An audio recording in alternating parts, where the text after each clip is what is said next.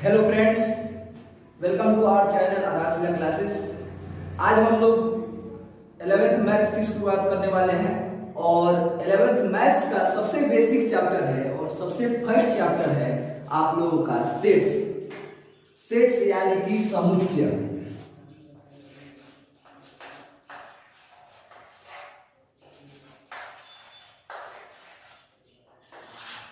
और आज हम लोग इस चैप्टर का बेसिक कॉन्सेप्ट देखेंगे। हम लोग समझेंगे कि आखिर समुच्चय क्या होता है। हमने 10th तक जो भी मैथमेटिक्स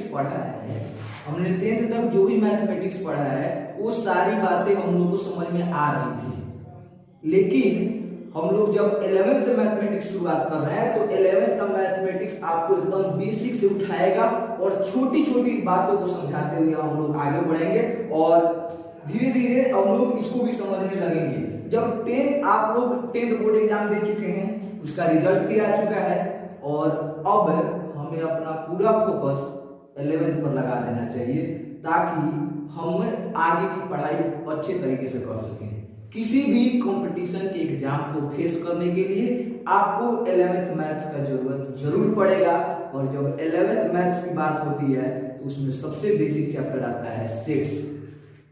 तो बिना इस चैप्टर को पढ़े आप 11th का कोई भी चैप्टर नहीं समझ सकते हैं। तो आप लोगों को बता दें कि यह 11th मैथ्स का सबसे बेसिक चैप्टर है। अब आप लोग सोच रहे हो कि भैया उसी समय से कह रहे हैं कि ये सेट्स आखिर ये सेट्स है क्या। सेट्स को हिंदी में कहते हैं समुच्चय। तो आप लोगों को बता दें इस शब्द को सबसे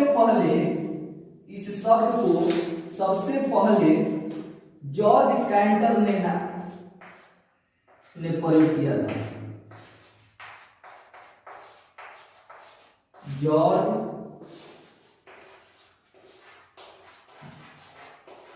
कैंटर ने सबसे पहले इस शब्द का प्रयोग किया था। इस शब्द का सबसे पहले प्रयोग जॉर्ज कैंटर ने किया था और वो किस लिए किया था? उन्होंने पाया कि मेरे पास बहुत सारी चीजें हैं, तो क्या हम गणित में उन सभी चीजों को लिए अलग अलग रूप से उसको दर्शाएंगे? नहीं। तो उनमें उन्होंने क्या किया? उन्होंने एक बेस दिया जिसका नाम है समुच्चय, कि एक ऐसा समूह बनाया जाए जिसमें बहुत सारे संख्याएं आ जाए, संग्रह आ जाए, ताकि हम उनको क्या करें, केवल एक सेट द्वारा दर्शा सकें।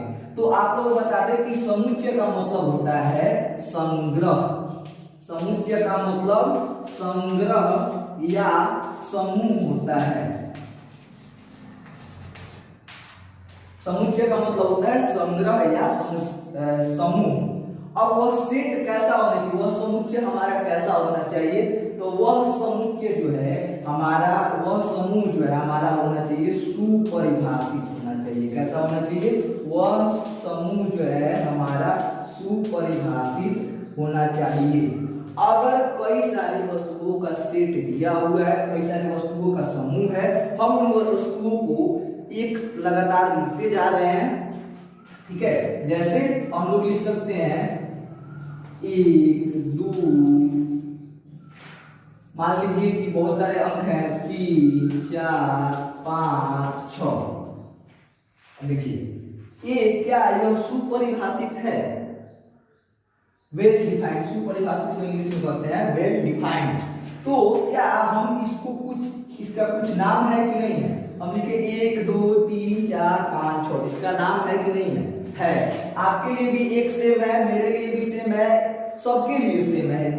यह क्या है? गिनती है, प्राकृतिक संख्या है। 1 2 3 4 5 6 ये क्या है? प्राकृतिक संख्या है।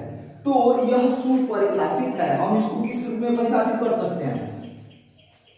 हम इसको प्राकृतिक संख्या के रूप में परिभाषित कर सकते हैं। तो वह समूह जिसको आप परिभाषित कर सके उसको हम कहेंगे समुच्चय। तो इसलिए समुच्चय का परिभाषा दिया जाता है। चलिए अब समुच्चय की परिभाषा लिखते हैं और इसको विचार देते हैं।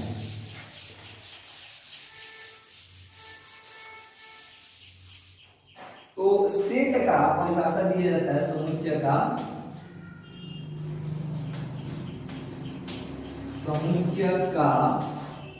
परिभाषा दिया जाता है सुपरिभाषित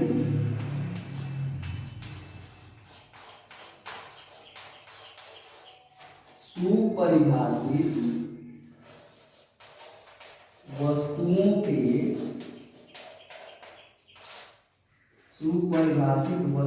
के संग्रह को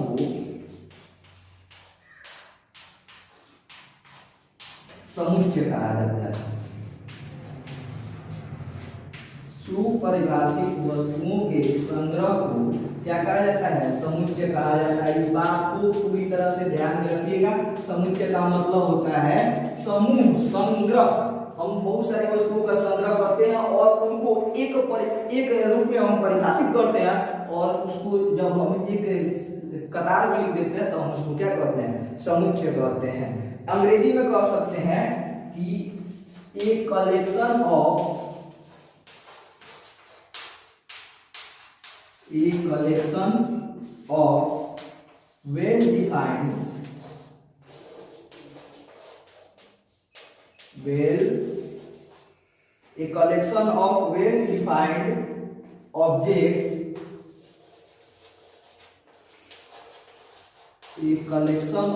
well defined objects is called subject, is called set। तो समुच्चय के लिए हमें क्या चाहिए? एक संग्रह चाहिए। और संग्रह कैसा होना चाहिए? वेल डिफाइंड होना चाहिए, सुपरिभाषित होना चाहिए। यानी कि कहने का मतलब है कि अगर कोई समूह है और वह सुपरिभाषित नहीं है तब हम उसको समुच्चय नहीं मानेंगे। और कोई अगर समूह है, जैसे मान लीजिए राम है, मोहन है, रमेश है और सोहन है। अब आपसे यह पूछा जाए कि क्या राम, मोहन, रमेश और सोहन ये समुच्चय हो सकते हैं? तो हाँ, हो सकते हैं। अब क्यों होगा? क्योंकि यह परिभाषित है। राम एक है, मोहन एक है, रमेश एक है, सोहन एक है। आप क्लास में जाइए और राम कहिएगा तो वो राम में खड़ा होगा, और हम भी जानते हैं कि वह राम है और कोई भी जानता है कि वह राम है। यानी कि वह परिभाषित है। किस नाम से परिभाषित है? राम के नाम से परिभाषित है। मोहन, मोहन से जाना जाता है। मतलब सब कोई राम को राम कहते हैं, मोहन को मोहन कहते हैं, नहीं? तो इसका मतलब है कि राम, मोहन और रमेश और सोहन ये सब क्या है? परिभाषित समुच्चय। इनका एक ग्रुप है और यह ग्रुप कैसा होगा? सेट कहलाएगा।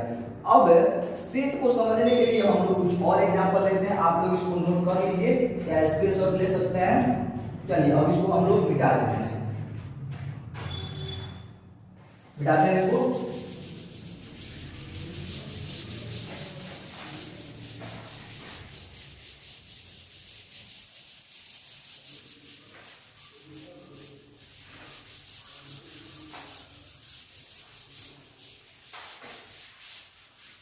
अभी अभी हम बता चुके हैं इस शब्द का सबसे पहला प्रयोग किसने किया था? जॉर्ज कैंटर ने सबसे पहला प्रयोग किया था। अब समुच्चय, हम लोग समुच्चय समझ चुके हैं। कैसा समुच्चय क्या है? एक कलेक्शन है, एक संग्रह है। कैसा कलेक्शन है? तो वेल डिफाइंड है, सुपरिभाषित संग्रह है। तो समुच्चय को आप कह सकते हैं सुपरिभाषित संग्रह समुच्चय है। अब हम लोग समझते हैं कुछ आगे। मान लीजिए कि एक कोई संख्या 1 2 3 4 5 6 7, इसको हम क्या कहते हैं? ये तो टोटल हमारा हो गया संग्रह। इसका संग्रह हो जाएगा आपका समुच्चय। अब इसको अकेले हम क्या कहेंगे? इसको हम लोग कहते हैं अवयव। क्या कहते हैं? अवयव। इसको हम लोग कहते हैं अवयव। ठीक। तो ए 1 2 3 4 5 6 इन सभी का एक समूह बना लिया जाए तो वो हो जाएगा हमारा समुच्चय, और इनको अकेले अकेले रखा जाएगा तो ये कहलाएगा कि यह अवयव है उसका। चलिए अब हम लोग चलते हैं समुच्चय को आखिर हम लोग लिखेंगे कैसे? समुच्चय बार बार रट रहे हैं, बार बार आपको बता रहे हैं, लेकिन आपको यह भी तो जानना पड़ेगा कि समुच्चय आखिर लिखते कैसे हैं। तो समुच्चय को लिखने का तरीका देखते हैं हम लोग। मान लीजिए कि सीता है, गीता है,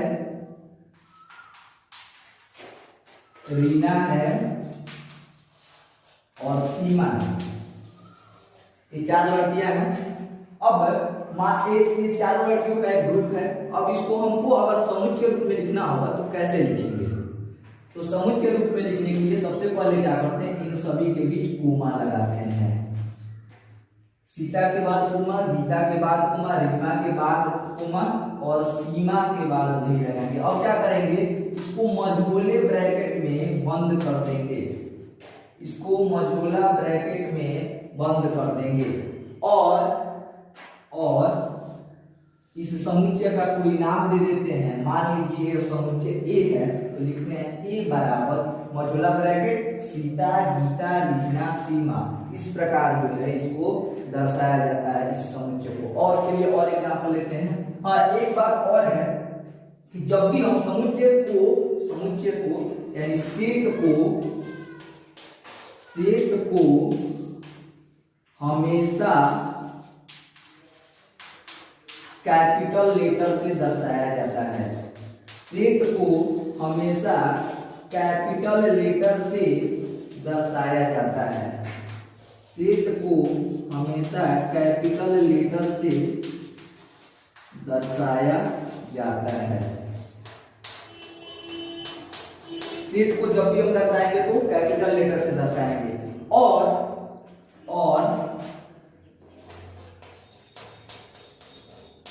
उसके अवयव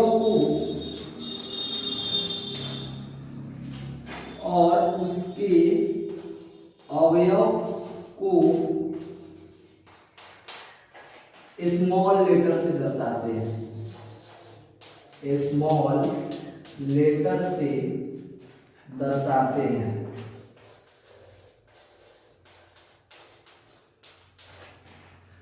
स्मॉल लेटर से दर्शाते हैं।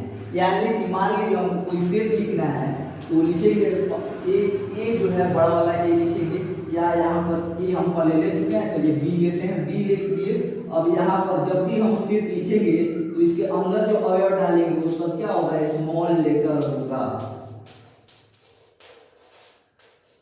तो ये जो है हम यहाँ पर कौन सा लेटर का प्रयोग करेंगे, स्मॉल लेटर का प्रयोग करेंगे। तो इसको हम लोग ऐसे दर्शाते हैं। इसको क्या करते हैं, इसको कहते हैं सेट और इसको कहते हैं उसका अवयव। इसको कहते हैं सेट और इसको क्या कहेंगे, उसका अवयव कहेंगे। चलिए अब हम लोग चलते हैं कि सेट को दर्शाने की क्या विधियां हैं उसको हम लोग जानते हैं। तो इसको मिटाते हैं।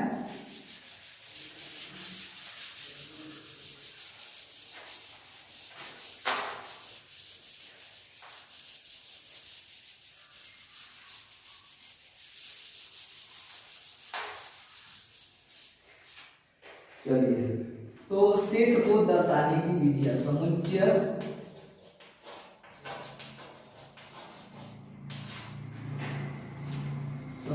को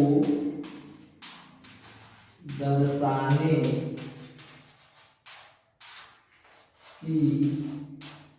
विधियां, समुच्चय को दर्शाने की विधियां। तो इसके हमें आपके बुक में 2 मेथड पढ़ना है। एक है रोस्टर विधि, रोस्टर विधि, इसको हम लोग कभी कभी सारणी विधि भी कहते हैं, सारणी विधि। ठीक है, इसको इंग्लिश में कहते हैं, इंग्लिश में इसको कहेंगे रोस्टर फॉर्म या टैबुलर मेथड। टैबुलर मतलब सारणी, टेबल के समान, टैबुलर मेथड। ठीक है, एक पहली विधि हो गई समुच्चय को दर्शाने की। दूसरी विधि है इसकी समुच्चय निर्माण विधि, समुच्चय निर्माण विधि, समुच्चय निर्माण विधि। इसको अंग्रेजी में कहते हैं सेट बिल्डर मेथड।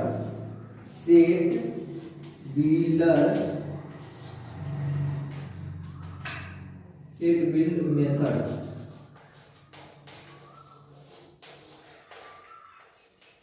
तो हम लोग समुच्चय की बात कर चुके हैं। अब है समुच्चय को दर्शाने की विधि के बारे में। तो समुच्चय में दर्शाने की विधि कितनी है? दो है। एक रोस्टर विधि, इसको हम क्या कहते हैं? सारणी विधि भी कहते हैं। इंग्लिश में इसको क्या कहते हैं? रोस्टर फॉर्म या टैबुलर मेथड। दूसरी विधि है समुच्चय निर्माण विधि, और इसको अंग्रेजी में कहते हैं सेट बिल्ड मेथड। ठीक है, तो समुच्चय को दर्शाने की दो विधियां हैं, एक रोस्टर विधि या सारणी विधि, और दूसरी है समुच्चय निर्माण विधि। चलिए अब इसको हम मिटाते हैं।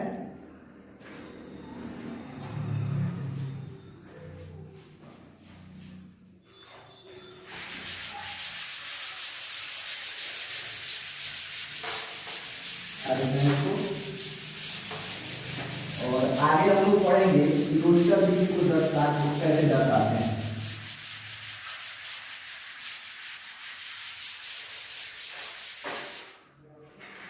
चलिए, तो रोस्टर फॉर्म को कैसे दर्शाते हैं?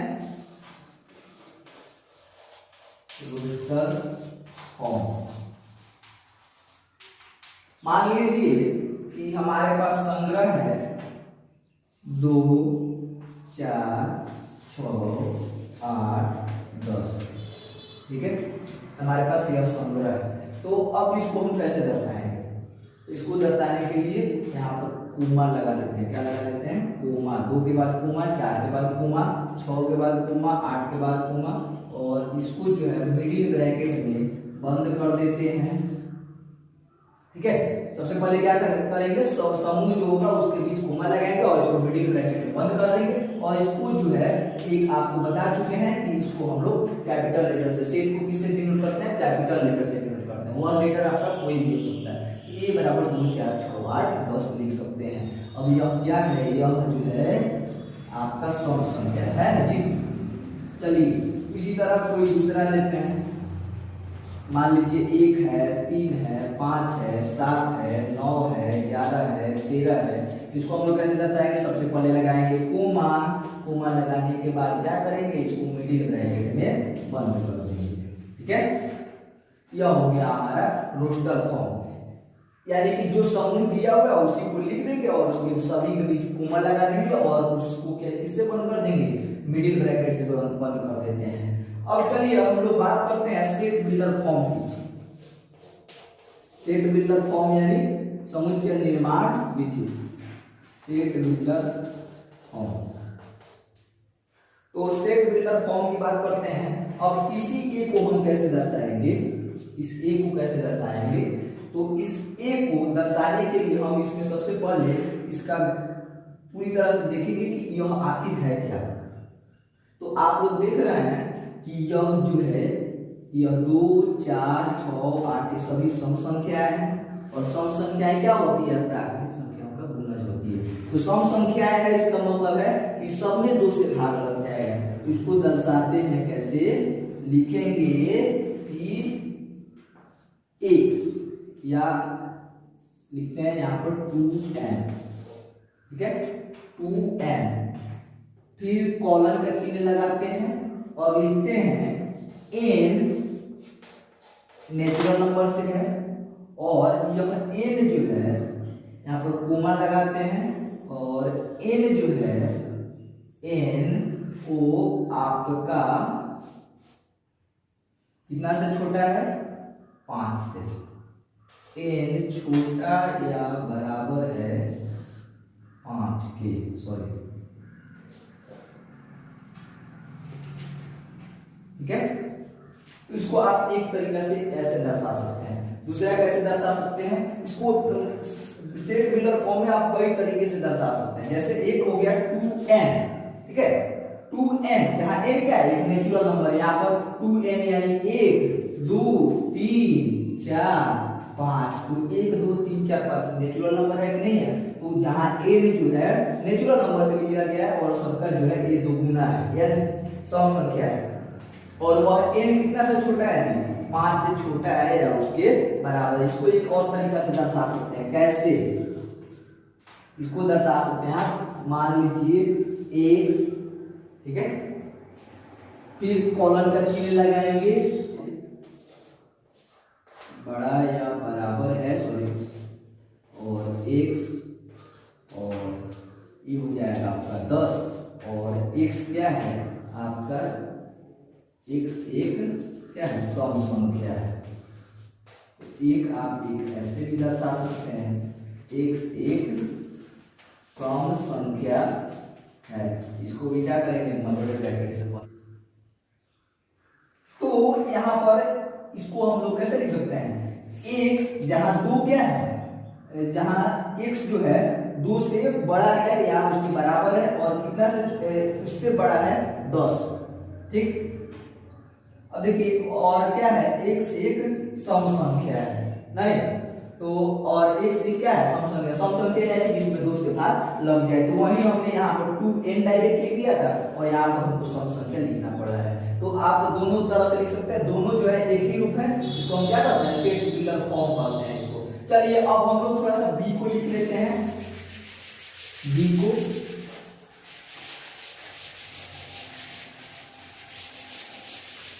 को कैसे लिखेंगे, तो देखिए b को कैसे लिखेंगे b, फिर मधुला कोष्ठ देंगे और क्या लिखेंगे, x, जहां x क्या है, एक से बड़ा है, लिख लेते हैं आप, एक से बड़ा या बराबर है x, और इससे भी बड़ा है कितना, 13 तक है ना। तो लिखेंगे एक x से बड़ा, x जो है x से बड़ा या बराबर है, और 13 के बड़ा या बराबर है, और x से क्या है, x एक विषम संख्या है। जब तक यह नहीं लिखिएगा तब तक आपका गलत हो जाएगा, x एक विषम संख्या है। अब इस मॉड्यूला को बंद कर देते हैं, ऐसे लिख लेते हैं सेट टेबुलर फॉर्म में। आशा करते हैं आप लोग को दोनों समझ में आया होगा, रोस्टर फॉर्म और सेट टेबुलर फॉर्म। अब हम लोग चलते हैं कुछ प्रतीक की और कुछ सिंबल की तरफ। चलिए इसको मिटा देते हैं।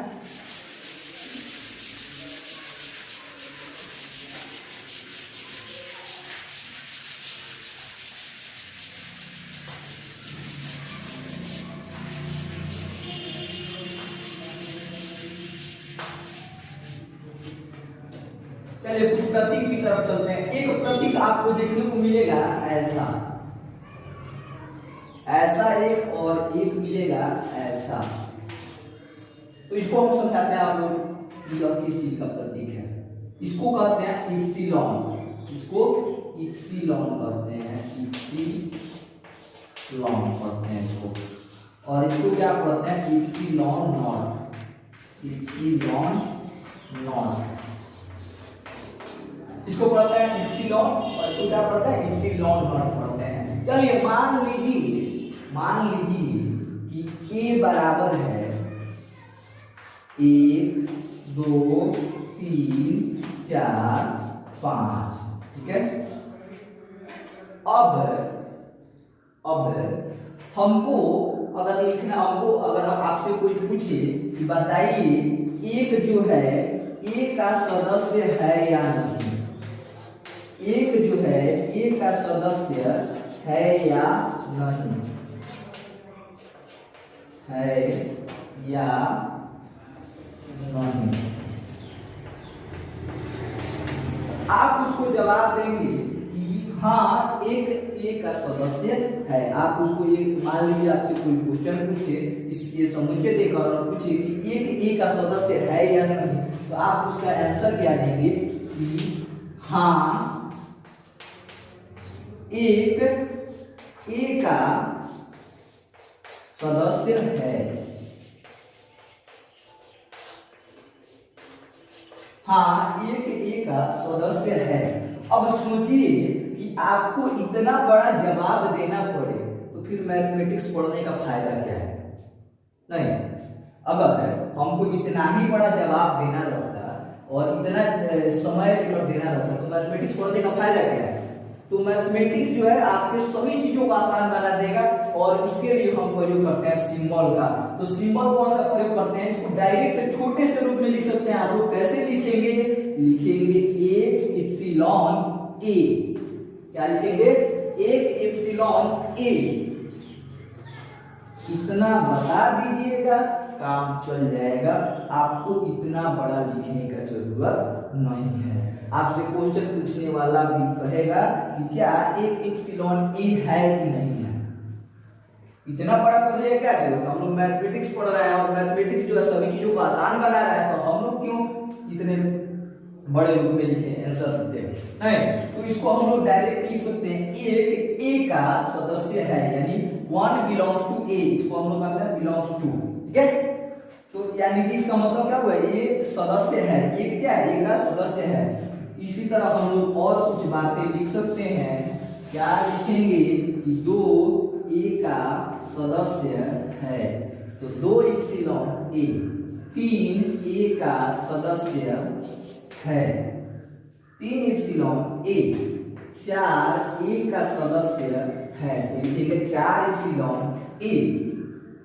ठीक है, अब सोचिए थोड़ा सा, कोई आपसे पूछ दे कि बताइए 6 ए का सदस्य है कि नहीं है, तो देखिए ना ए में 6 है क्या, 1 2 3 4 5, 6 तो है ही नहीं।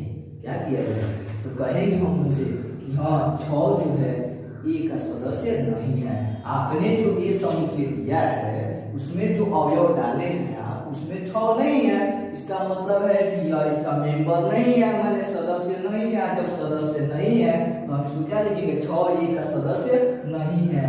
तो एक बात बताइए, जब एक ए का सदस्य है और इसमें नॉट लगा दिए जाए तो 6 ए का सदस्य नहीं हो जाएगा। अब इसको हम लोग कैसे दर्शाएंगे कि 6 एप्सिलॉन नॉट ए। क्या लिखेंगे, 6 एप्सिलॉन नॉट ए। बात समझ में आ गया होगा आप लोगों को। अगर एक ए का सदस्य है तो लिखेंगे एक एप्सिलॉन ए, अगर 6 ए का सदस्य नहीं है तो क्या लिखेंगे, 6 एप्सिलॉन नॉट ए। तो बात यही है कि अगर सदस्य होगा, अगर सेट ए में एक है तो ए एप्सिलॉन का चिन्ह लगाते हैं, अगर नहीं है तो एप्सिलॉन नॉट का चिन्ह लगाते हैं। चलिए इसको मिटा देते हैं और थोड़ा सा बढ़ते हैं कुछ और चिन्ह की तरफ। इसको मिटा देते हैं। आप लोग पहले से जानते हैं मॉड्यूलर रूप के बारे में, मेरे तरह के। अब आपको कुछ सेट व्हीलर फॉर्म में लिखने के लिए कुछ चीजों का सामना करना पड़ेगा। जैसे कहीं आपको डायरेक्ट एन लिखा हुआ मिलेगा, अब एन लिखा है तो समझ में आ नहीं रहा है कि एन मतलब क्या है। तो एन मतलब होता है प्राकृतिक संख्याओं का समुच्चय। एन मतलब प्राकृतिक संख्याओं का समुच्चय, प्राकृतिक संख्याओं का समुच्चय। प्राकृतिक संख्याओं के समुच्चय को n से डिनोट करते हैं। आपको हम पहले ही बता चुके हैं कि अगर आप किसी चीज को शॉर्ट फॉर्म में व्यक्त नहीं कर सकते हैं, आप किसी चीज को जल्दी नहीं बता सकते हैं, तो आप मैथमेटिक्स नहीं जानते हैं। ठीक है, मैथमेटिक्स जानने का फायदा क्या है, जब हम इतना बड़ा बड़ा लाइन बोले, इतना बड़ा बड़ा वाक्य बोले, डायरेक्ट एन नहीं बोल सकते हैं। क्या, natural number, N for natural number, यानी प्राकृतिक संख्याओं का समुच्चय। अगर हमको कहीं लिखना होगा प्राकृतिक संख्याओं का समुच्चय को लिखिए तो लिखेंगे एन डायरेक्ट। ठीक है, इसके बाद और कुछ हैं, जैसे एक आर। आर क्या है, आर जो है, आर वास्तविक संख्याओं का समुच्चय है। आर वास्तविक संख्याओं का समुच्चय है। आर जो है वास्तविक संख्याओं का समुच्चय है। आर वास्तविक संख्याओं का समुच्चय है। अगर अब देखिए वास्तविक संख्या में दोनों आ जाती है, ऋणात्मक भी आता है और धनात्मक भी आता है। तो ऋणात्मक के लिए लिखते हैं हम लोग आर प्लस, और सॉरी धनात्मक के लिए हम लोग लिखते हैं आर प्लस, और ऋणात्मक के लिए क्या लिखेंगे आर माइनस। यानी इसको पढ़ेंगे आर पॉजिटिव और इसको कहेंगे आर नेगेटिव, इसको पढ़ेंगे आर पॉजिटिव, इसको कहेंगे आर नेगेटिव। कहने का मतलब है कि आर पॉजिटिव लिखे हैं, इसका मतलब है कि धन वास्तविक संख्याओं का समुच्चय। आर पॉजिटिव का मतलब होगा धन वास्तविक संख्याओं का समुच्चय, संख्याओं का समुच्चय।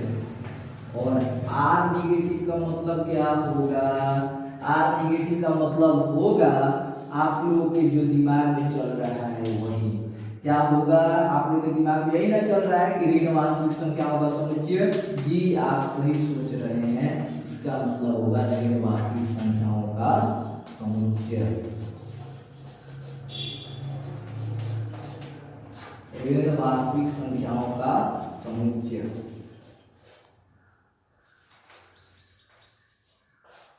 आर पॉजिटिव मतलब धन वास्तविक संख्या है, आर नेगेटिव मतलब ऋण वास्तविक संख्या है। अब आप लोग थोड़ा सा, अब जब वास्तविक संख्या की चर्चा हो ही चुकी है तो चलते हैं परिमेय संख्या की तरफ। तो परिमेय संख्या को डिनोट करते हैं क्यू से और लिखते हैं क्या, क्यू मतलब परिमेय संख्याओं का समुच्चय। परिमेय संख्याओं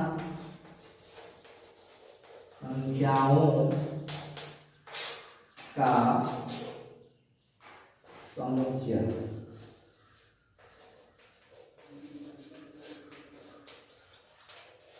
परिमेय संख्याओं का समुच्चय, क्यों मतलब परिमेय संख्याओं का समुच्चय। अब देखिए, अब फिर से बात आ गई है वहीं पर क्यू पॉजिटिव और क्यू नेगेटिव। अब आप लोग माइंड में आप लोग को चल रहा होगा कि क्या लिखेंगे, हम क्या लिखेंगे यहाँ पर, धन परिमेय संख्याओं का समुच्चय। धन परिमेय संख्याओं का समुच्चय, संख्याओं का समुच्चय। ठीक है, क्यू प्लस मतलब धन परिमेय संख्याओं का समुच्चय, और क्यू माइनस मतलब ये भी आप लोगों के दिमाग में बहुत तेजी से दौड़ रहा होगा और आप लोग जवाब देने के लिए आतुर होंगे और लिखने के लिए भी। इसको, इसका मतलब क्या होगा, क्यू माइनस का मतलब हो जाएगा ऋण परिमेय संख्याओं का समुच्चय। क्या हो जाएगा, ऋण परिमेय संख्याओं का समुच्चय।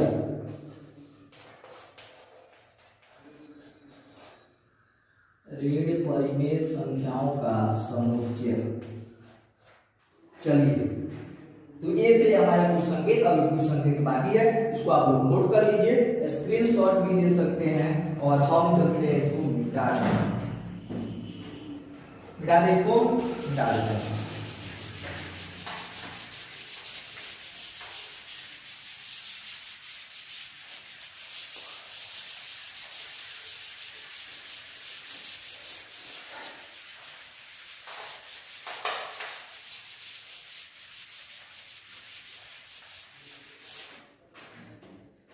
चलिए मिटा दिए।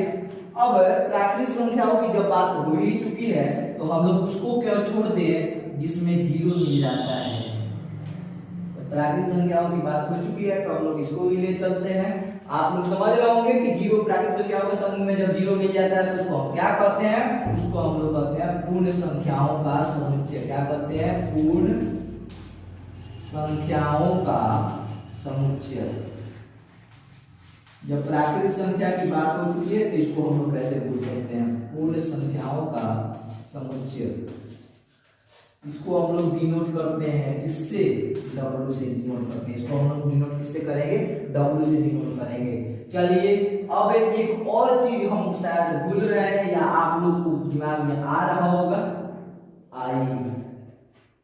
सबके दिमाग में आ रहा होगा आई मतलब आई या जेड। आई फोर इंटीजर, आई फोर इंटीजर। तो पूर्णांक, यह तो आप लोग कैसे बोल सकते हैं, पूर्णांक। चलिए, तो ये आई या जेड से किसको डिनोट करेंगे? पूर्णांक के समुच्चय को, पूर्णांक का समुच्चय, पूर्णांक का समुच्चय। अब फिर से बात आ गई है, डब्ल्यू में तो केवल धनात्मक पूर्ण संख्या होती है, सॉरी पूर्ण संख्याओं में केवल धनात्मक ही ना होते हैं जी, उसमें तो ऋणात्मक नहीं होते हैं, लेकिन इसमें तो होता है, इसमें तो 0 भी होता है, 1 भी होता है और -1 भी होता है।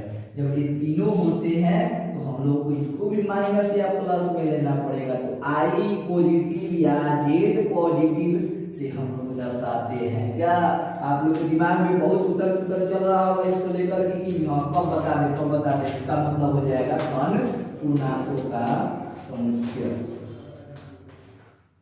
धन पूर्णांकों का समुच्चय। चलिए, अब एक पॉजिटिव जब ले चुके हैं तो वाला निगेटिव का छोड़ देंगे तो बेचारा किसी आ जाएगा, फिर आपसे नाता तोड़ लेगा, फिर आपको याद नहीं रहेगा, तो एग्जाम में पूछेगा तो फिर कैसे लिखिएगा, तो इसलिए हमको भी इसको भी लिखना पड़ेगा। तो इसका मतलब हो गया क्या? ऋण पूर्णांकों का समुच्चय।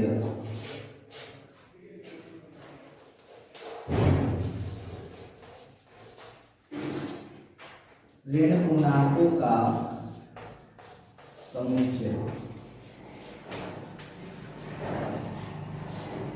तो ऋण पूर्णांकों के समुच्चय को किससे लिखेंगे? आई निगेटिव या जेड निगेटिव से। अब आप लोग सोच रहे हो कि प्राकृतिक संख्या का भैया बात कर दिए, रियल नंबर का बात कर दिए, परिमेय संख्या का बात कर दिए, फिर अपरिमेय को कैसे भूल गए? तो बाबू अपरिमेय को किसी विशेष चीज से डिनोट नहीं कर सकते हैं। आप लोग जानते हैं कि जो हमारा रियल नंबर होता है, रियल नंबर जो होता है वह दो चीजों से मिलकर बना होता है। किससे? एक परिमेय यानी रेशनल नंबर और दूसरा अपरिमेय से। इन दो चीजों से मिलकर क्या बनता है? वास्तविक संख्याएं बनती है, रियल नंबर बनता है, एक रेशनल नंबर और एक इरेशनल नंबर, दोनों से बनता है रियल नंबर। तो आप जानते हैं कि अपरिमेय को तो दर्शाने का कोई विधि है नहीं, तो क्या करेंगे? बात वही करेंगे, मैथमेटिक्स का फॉर्मूला लगाएंगे, इसको सूचित करते हैं आर से, परिमेय संख्याओं को करते हैं क्यू से, लेकिन अपरिमेय का तो है ही नहीं, तो इसको हम लोग क्या लिख सकते हैं? अब आप लोग के दिमाग खुल गया होगा, समझ में आ रहा होगा कि भैया आखिर कहना क्या चाहते हैं। तो कहना यही चाहते हैं बाबू कि अपरिमेय संख्याओं के समुच्चय को हम लोग डिनोट कर सकते हैं, संख्या का समुच्चय को किससे डिनोट करेंगे? इसको करेंगे आर और प्लस क्यू इधर आएगा तो क्या हो जाएगा? माइनस क्यू हो जाएगा। आर माइनस क्यू से डिनोट करेंगे अपरिमेय संख्याओं के समुच्चय। अगर आप करना चाहते हैं तो अगर ऐसे ही रखना चाहते हैं तो ठीक है। तो अपरिमेय संख्या का कोई विशेष सिंबल नहीं होता है, इसको हम लोग डिनोट कर सकते हैं किससे? आर माइनस क्यू से। रियल नंबर जो है परिमेय और अपरिमेय का मेल होता है, तो अगर रियल नंबर में से परिमेय संख्या हटा दी जाएगी तो क्या बचेगा? केवल अपरिमेय संख्या बचेगी। तो आर माइनस क्यू यानी कि आर में से परिमेय हटा देंगे तो ये हो जाएगा अपरिमेय संख्या का समुच्चय। चलिए, आज का वीडियो यहीं पे समाप्त करते हैं। आशा करते हैं आप लोगों को बहुत ज्यादा मजा आया होगा और आप लोग अच्छे तरीके से समझ गए होंगे। अगले वीडियो में हम चर्चा करेंगे समुच्चय है या नहीं है। इन सभी बातों पर आप लोगों को तरह तरह के एग्जाम्पल दिए जाएंगे और उन सभी से पहचाना जाएगा। और यह था आज हम लोग का बेसिक कॉन्सेप्ट। आशा करते हैं आप लोग सेट को बढ़िया तरह से समझे होंगे और इस फील्ड में जी रहे होंगे कि हाँ हम लोग अभी मैथमेटिक्स पढ़ रहे हैं। अगर आप इस फील्ड में नहीं जी रहे हैं तो इसका मतलब है कि आप सही में मैथमेटिक्स नहीं पढ़े हैं, ना पढ़ रहे हैं। तो थैंक यू, मिलते हैं फिर अगले क्लास में।